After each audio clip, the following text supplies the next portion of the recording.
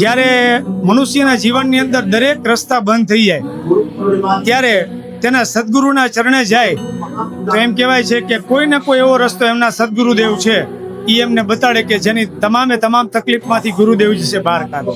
હું અહીંયા છેલ્લા 25 વર્ષથી આ રક્ષાદોરીની સેવામાં અહીંયા સેવા આપી રહ્યો છું.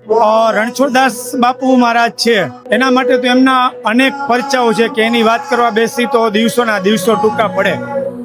પણ રાજકોટ શહેરના લોકો જેને દિલમાં વસાવ્યા છે એવા રણછોડદાસજી મહારાજ આજે પણ રાજકોટ શહેરની અંદર બિરાજમાન છે અને તેના નિજ ભક્તોના દુઃખ દર્દ તકલીફોને દૂર કરે છે. ખૂબ મનથી ખૂબ આનંદ થાય છે, ખૂબ આનંદ થાય છે. સાક્ષાત દર્શન થયા એવો અનુભૂતિ થાય છે. વર્ષો વર્ષ આવીએ છીએ ગુરુદેવ પાસે અને કલ્યાણ જ થાય છે અમારે. દેવની એટલી કૃપા છે કે જ્યારે એની રક્ષા બંધાવીએ આખું વર્ષ ખૂબ સારો બિઝનેસ ચાલે, ખૂબ સારો ધંધો ચાલે. એની દયાથી પૂરેપૂરી આનંદમય જીવન જીવીએ એવી પરિસ્થિતિ છે. ગુરુદેવની સેવામાં અમે 3 વાગે જાગીને પણ અહીં સેવા કરવાનો અમને આનંદ જ એવો આવે કે અમારા ગુરુ પૂર્ણિમાના અમારા ગુરુદેવની તીર્થ છે અને ગુરુદેવને તમે અહીંયા સમાધિ રહીને ત્યાં માથું ટેકવીને તમે ગમે તે કહો કે મારે અરજ ગુરુદેવ સાક્ષાત સાંભળે એમ. મારી જ ખુદની વાત કરું, મારા દીકરાને ઘરે બાબો નહોતો ને કે દીકરી કંઈ સંતાન નહોતું. મેં આવતા વર્ષે કીધું હતું તો ગુરુદેવે આ વર્ષે મારો બાબો 3 મહિનાનો થયો, દીકરો. એટલી ગુરુદેવ ઉપર શ્રદ્ધા.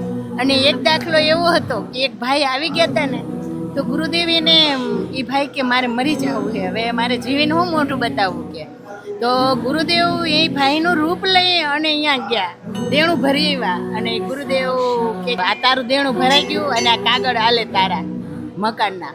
ગુરુદેવ એટલું કામ કરે, તમે મનથી માનો, શ્રદ્ધા રાખો એટલે ગુરુદેવ સાક્ષાત હજરા હાજર છે. સદગુરુ રણછોડદાસ બાપુના અનન્ય ભગતમાં છું અને હું એવું કહું છું કે જેટલા લોકો ગુરુદેવનો દર્શનનો પ્રસાદનો જેટલા વધુ લાભ લે એટલા એના જીવનમાં ખૂબ ખૂબ આનંદિત થશે અને ખૂબ મજા કરું છે. રાજકોટ ઉપર ક્યારેય કોઈ સંકટ નથી આવ્યું એનું કારણ શ્રી રણછોડદાસ બાપુ છે અને રણછોડદાસ બાપુના અખંડ આશીર્વાદ રાજકોટને છે. હું લગભગ અહીંયા મારો જન્મ થયો, સમજણો થયો ત્યારથી આવું છું. લગભગ 50 વર્ષ થયા હશે.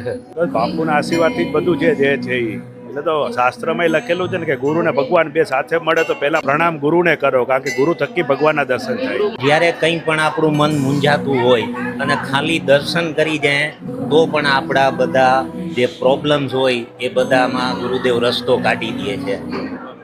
જય ગુરુ. જય ગુરુદેવ, જય ગુરુ.